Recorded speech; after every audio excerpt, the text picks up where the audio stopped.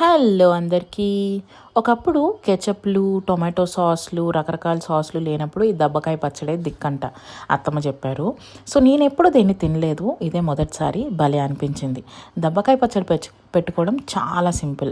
దబ్బకాయని ఇలా ఒక పెద్ద సైజులో ముక్కలు కట్ చేసుకొని ప్రెషర్ కుక్కర్లో వేసుకొని అందులో రుచికి సరిపోయేంత సాల్ట్, మేమైతే 2 టేబుల్ స్పూన్స్ వేసుకున్నాం, అండ్ ½ కప్ ఆఫ్ వాటర్ వేసుకొని కొంచెం పసుపు వేసుకొని బాగా ఉడకపెట్టుకోవాలి. అబౌట్ 2 to 3 విజిల్స్ వచ్చేంత వరకు. విజిల్స్ వచ్చిన తర్వాత ఇలా మెత్తగా అయిపోతుంది. ఇప్పుడు ఒక కడాయి తీసుకొని అందులో 1 కప్పు బెల్లం వేసుకొని ఈ ఉడికించిన దబ్బకాయ ముక్కలు ఏవైతే ఉన్నాయో అందులో వేసుకొని బాగా దగ్గరకు వచ్చేంత వరకు ఉడికించుకోవాలి, ఒక 15-20 మినిట్స్ వరకు. ఇలా కలర్ మొత్తం చేంజ్ అయిన తర్వాత ఇందులో 1 కప్పు కారం వేసుకొని బాగా కలుపుకోవాలి.